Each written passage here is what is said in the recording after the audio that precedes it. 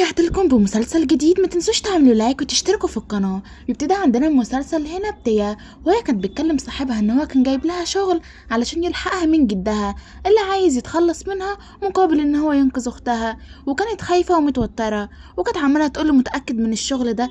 المكان اللي احنا داخلين فيه ده شكله غالي جدا. فقال لها ما تقلقيش، الشغل ده هو ده اللي هيخلي مشاكلك كلها تتحل. وفعلا بتقرر ان هي تدخل، تقول له بس باين على المكان غالي جدا. فكان بيقول لها لكن اول ما تدخلي هناك اعملي كل حاجه هو يطلبها منك. فهي بتقول له ده كده كده، وان انا محتاجه شغل يعني، والاهم من كل ده محتاجه فلوس. وفي الوقت ده اول ما بتدخل وتشوفه بتعجب جدا بيه، بتلاقي ان هو راجل كبير ووسيم وشكله حلو قوي. وانا طبعا بيبدا ان هو يكلمها، وكان عمال يسالها على نفسها شويه، وبعديها بيقولها ان انت هتشتغلي معانا لفتره صغيره كده لحد ما نشوفك. وطبعا هي كانت معجبه جدا بشكله، لكن اتضايقت من كلمه فتره صغيره، وكانت فعلا قلقانة لا تطرد بعد ما تبدأ انها تستقل عن جدها، علشان طبعا هو عايز يتخلص منها. وكانت بتقوله حاضر، وكان بيقول لها اهم حاجة مفيش علاقات. فكانت بتقوله لا، ان ده مجرد زميل ليا، وان مفيش بينا اي حاجة. فكان قال لها كده احسن. ولو وصلتوا لحد هنا متنسوش تعملوا لايك وتشتركوا في القناة. يلا نكمل. وبعديها على طول نعرف ان مديرها اسمه زاك، واول ما بصلها برضه اعجب جدا بيها، وشاف ان دي العروسة اللي هو مفروض يتجوزها، لان مامته عماله تضغط عليه علشان تجوزه اي واحده دلوقتي. كان عمال يقول لها كلميني عنك، وبعد ما اتكلمت خرجت بره وفي عربيه جت خبطتها. وانا طبعا كانت مرعوبه جدا. واول ما بتصحى بتلاقي ان في صور في الاوضه بتاعتها متعلقه عن هي وجوزها، واللي هو يبقى زاك. وكانت مستغربه جدا.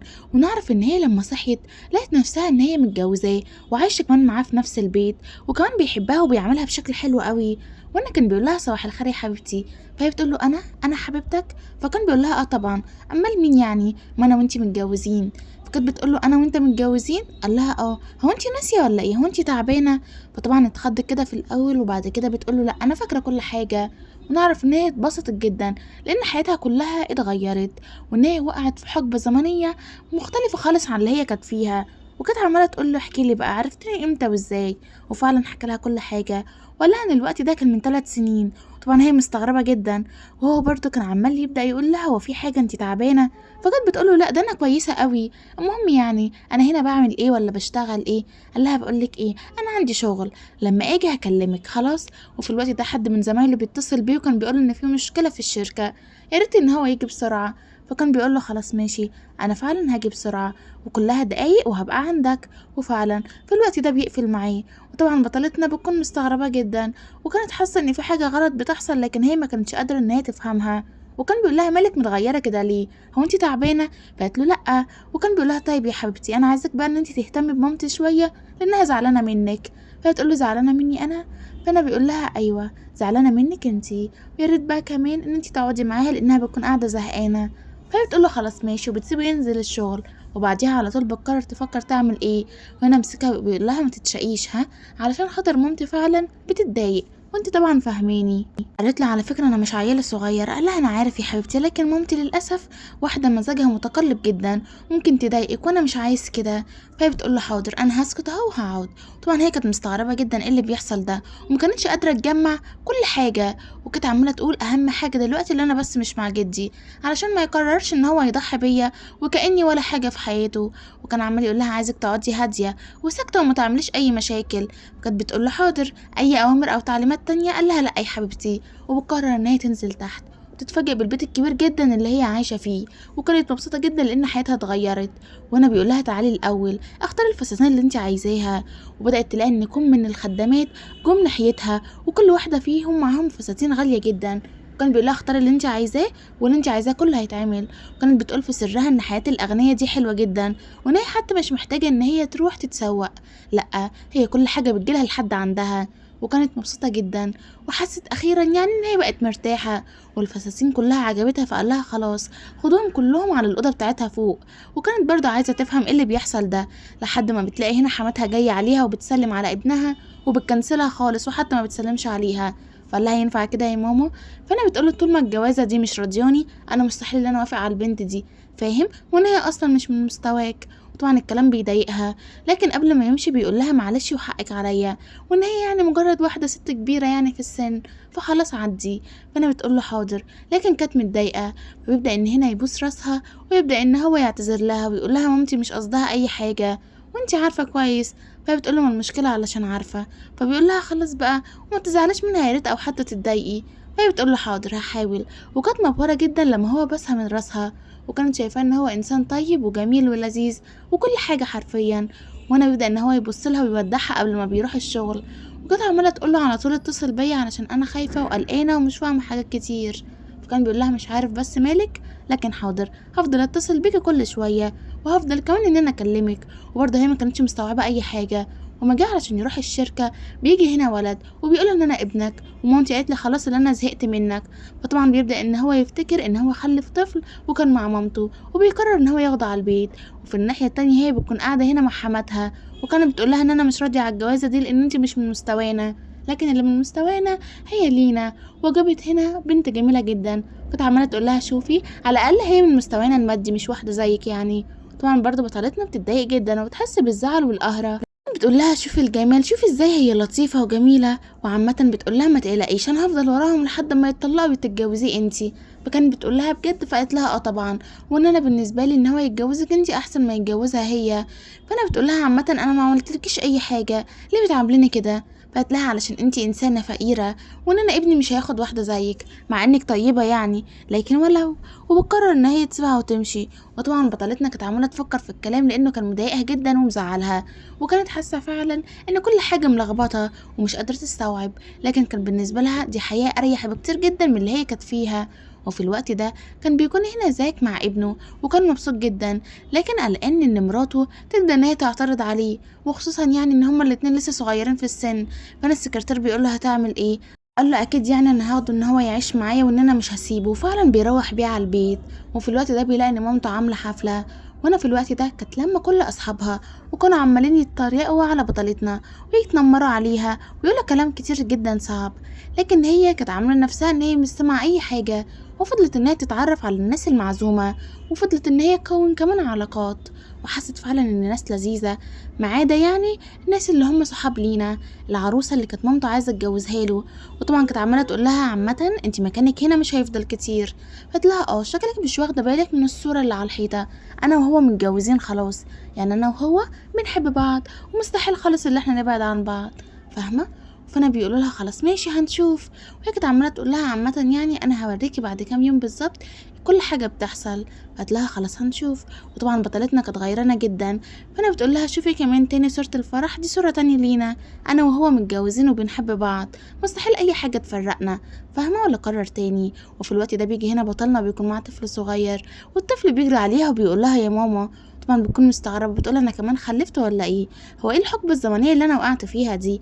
وفي الوقت ده كانت عماله تقول ايوه بقى يبقى انت اتجوزت علشان خاطر الطفل ده، صح؟ فكان بيقول لها لا، الطفل ده ابني انا بس، لكن هو مش ابنها.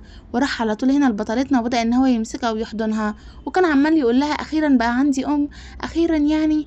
وهي طبعا كانت عماله تطبطب عليه وبرضه ما كانتش فاهمه اي حاجه، الطفل ده جه منين؟ فانا كان بيقول لها اهدي وما تتوتريش وانا هفهمك كل حاجه فوق، وعندك الحريه في ان انت تختاري كل حاجه، وان انا مستحيل ان انا اغصب عليك او اجبرك. وفي الوقت ده مامته كانت بصاله علشان تفهم، وكانت حاسه برضه ان هي تايهه مين الطفل ده وامتى جه. وكانت بتقول له هو انت متاكد؟ كان بيقول لها اه طبعا، على فكره ده ابني مش واضح الشبه ولا ايه؟ فبتقول له فين التحليل؟ فكان بيقول لها كل حاجه هتتعمل في وقتها، لكن انا مش عايزه اجرحه ولقيته ان هو مستنيني. فكان بتقول له اللي انت كده غبي وممكن تكون اي واحده بتستغلك، فبيسيبها ويمشي يخرج هنا مع مراته. كانت بتقول له صراحه انا قلقانه من فكره ان احنا نربي طفل صغير. قال لها على فكره ده ابني وان انا مستحيل اقدر استغنى عنه، فاهمه اكيد؟ فكانت بتقول له انا عمري ما اقدر اقول لك اصلا استغنى عنه لانه ابنك. كان بيقول لها وانتي مراتي حبيبتي ومش هقدر استغنى عنك انت كمان. وهي قالت له ان انا مستحيل ان انا اسيبك، لكن محتاجين ان احنا نقعد مع الطفل علشان نفهمه اكتر. فقال لها ده اللي هيحصل فعلا ومفيش حاجه هتحصل غير كده. وكان بص لها متوتر. وفهنا كانت بتقول له انت عايز تحكي لي حاجه؟ ونعرف ان هي فعلا وقعت في حب خلاص، وكانت عماله تعيط.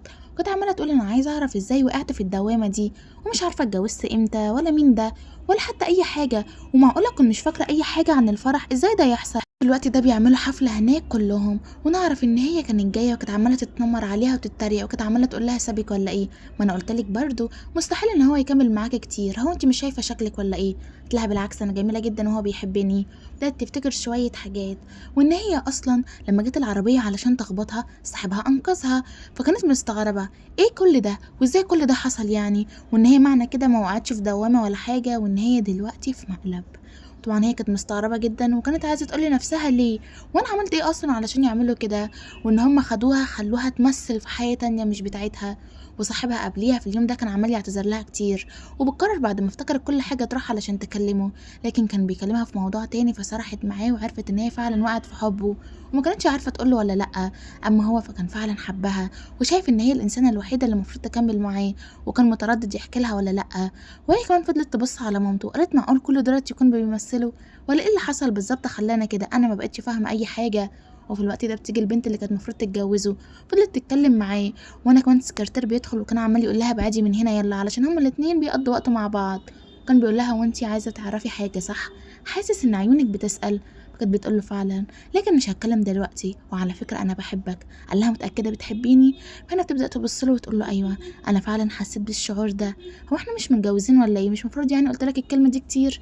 فقال لها اه معاكي حق، وتوتر جدا. بدأت تحس فعلا ان كل حاجة زي ما هي ما فكرت مجرد مقلب، وان السكرتير ده اصلا يبقى صاحبها.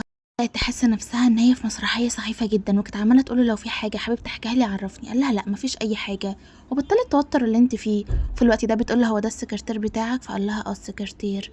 وفي الوقت ده اتدخلت كمان البنت اللي معجبه بيه، وكانت عماله تقول له هديك كل الفلوس اللي انت عايزها، خليها تبعد عنه ونخليه يعني ان هو يقرب مني. فكان بيقول لها ان هو مش عيل صغير وان هو اختارها خلاص. فكانت بتقول له لا هيسمع كلامك، وبيسيبها ويمشي وهما الاتنين يروحوا البيت. وانا تاني يوم كانت بتعامله باسلوب وحش جدا، فكان مستغرب وكان بيقول لها هو في حاجه ولا ايه. فكانت بتقول له انا عايزه اعرف بالظبط ايه اللي انت عملته فيا ده وفي حياتي، ازاي عملت كده؟ فشويه كده بيحس ان هو مش فاهم وقال لنفسه دي معقول تكون عارفه كل حاجه. فانا طبعا بيقول لها الصراحه يعني انت عجبتيني وقلت اعمل كده واشوفك يعني هتعملي ايه. فكانت بتقول له عامه دي مش طريقه، وغير كده يعني طالما كنت معجب بيا ما كنت تعرفني. قال لها لا ما انا بس كنت عايزك تمثلي اللي انتي مراتي، لكن كنت عايزه التمثيل يكون حقيقي. بتقول يعني كنت بتلعب وبتتسلى بحياتي؟ قال لها لا مش كده، بس انتي مش هتفهمي. فهي بتقول لا انا عايزه توضيح لكل حاجه. وانا طبعا بيبص لها ما كانش عارف يقول ايه، كان عايز يقول لها ان هو وقع في حبها من اول نظره، لكن كان حاسس ان هي مش هتصدق وان الكلام ده كله هيبان كذب. فكان بيقول لها طيب انا هفهمك، لكن بس عندي شغل مهم جدا وبعد كده هبقى اجي افهمك وعد. فهي كانت بتقول له لا فهمني حالا قبل ما تروح. فانا بيقول لها لا انت بقى الكلام معاكي صعب جدا. فهي بتقول له انت اللي الكلام معاك صعب، يا ريت تفهمني كل حاجه علشان انا فعلا متوتره جدا وخايفه. قال لها انا اسف، انا عملت كده علشان وقعت في حبك من اول نظره. فكانت بتقول له مش بالطريقه البشعه دي، ازاي اصحى الاقي نفسي مش في حياتي. وكان بيقول لها ان انا عرفت ان جدك عايز يضحي بيكي، والصراحه علشان كده انقذتك، وعرفت ان هو كان عايز ياخد اعضائك لاختك اصلا. فكانت بتقول له انا عارفه فعلا ان انا كنت ممكن اروح فيها، لكن كنت عايزه اعرف فعلا حقيقه مشاعرك ناحيتي وحقيقه كل حاجه. فبيعتذر لها للمره التانية ويقول لها صدقيني انا فعلا بحبك ومستحيل افكر ان انا العب او اتسلى بيكي. كانت بتقول له واضح قوي، واضح فعلا ان انت ولا كنت بتلعب ولا كنت بتتسلى بيا. فاعتذر لها كتير وكان بيقول لها سامحيني وان انا فعلا بحبك قوي ومش هقدر اعيش من غيرك. فانا بتقول له اطلع بره، وبعد ما بيطلع بره بترجع تنام وهي مبسوطه جدا وفرحانه انها حست فعلا ان هو بيحبها ومتمسك جدا بيها، وعرفت كمان ان هي بتحبه. وهو فعلا بيخرج بره وكان بيعتذر كتير. وفي الوقت ده بتلاقي ان في حد بيخبط على باب البيت بصوت عالي جدا ومزعج.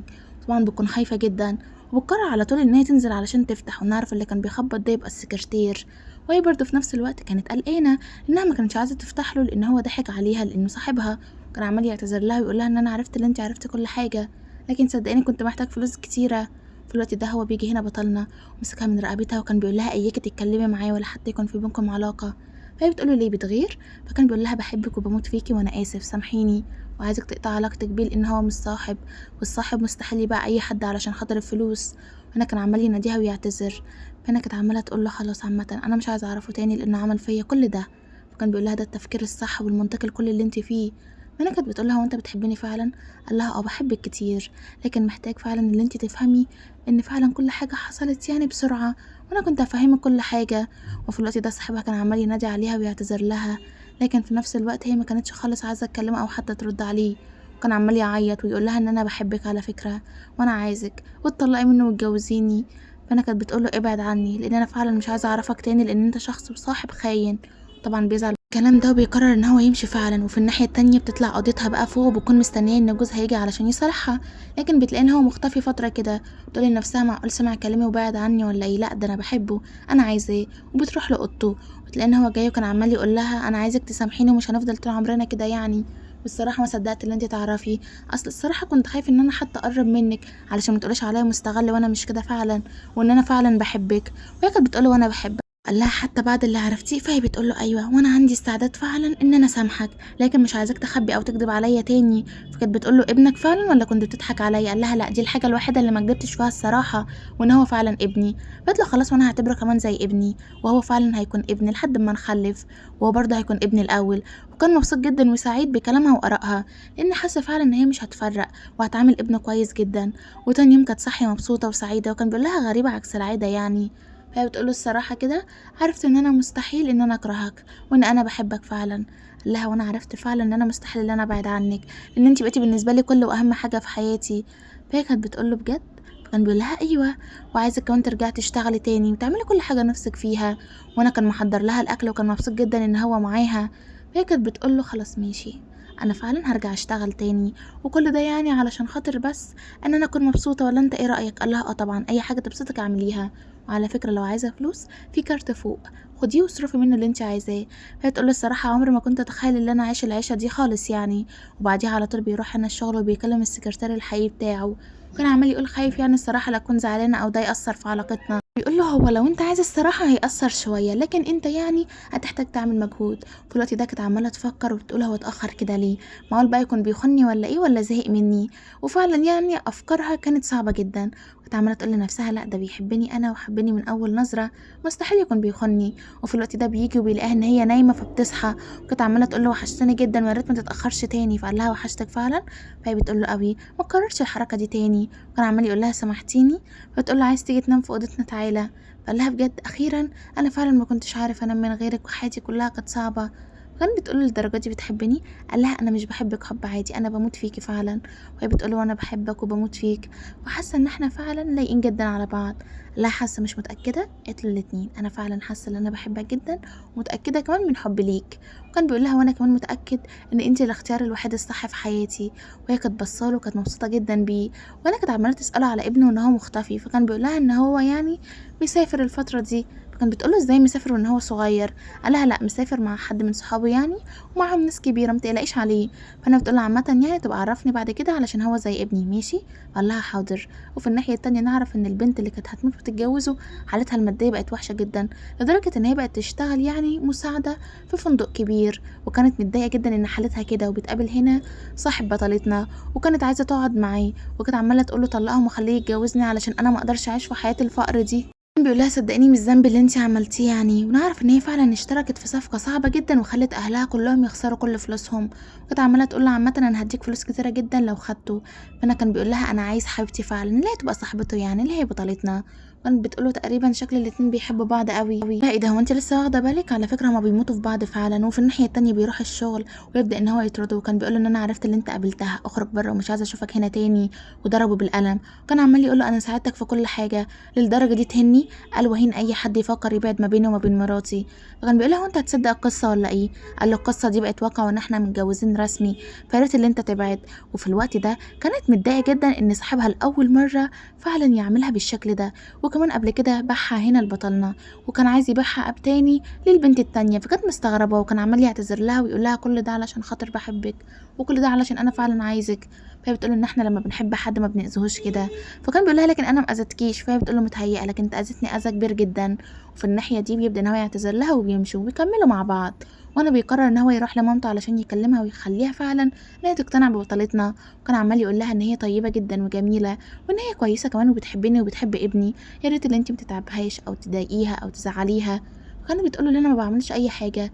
قال لها ماما في كاميرات متركبه في البيت وانا بشوف ازاي معاملتك ليها، وعلى فكره هي ما حكتش اي حاجه.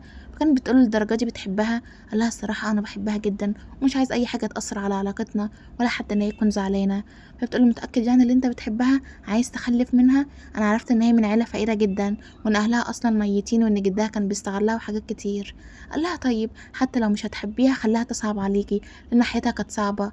فهي كانت بتقول له لا انا هحبها علشان خاطرك وهعملها كويس على شكرك يا حبيبي، وهنا بيشكرها جدًا وكان عمّال يقول لها كده عيلتنا هتكون سعيدة أخيرًا وكلنا هنكون مع بعض، وبيطلع على طول يفرّحها بالخبر ده وبتكون مبسوطة جدًا إن أسرتها أخيرًا هتعيش في هدوء، وبتنزل تقول لها على فكرة أنا باحبِك جدًا وعمري ما كرهتِك، أما بالنسبة للطفل فبتهتم بيه حرفيًا كإنه ابنها، وينتهي معانا المسلسل لحد كده. ما تنسوش تعملوا لايك وتشتركوا في القناة عشان يوصل لكم كل مسلسل أو فيديو جديد. سلام وأشوفكم بكرة في فيديو جديد، وما تنسوش كمان تعملوا لايك وتشتركوا في القناة. سلام.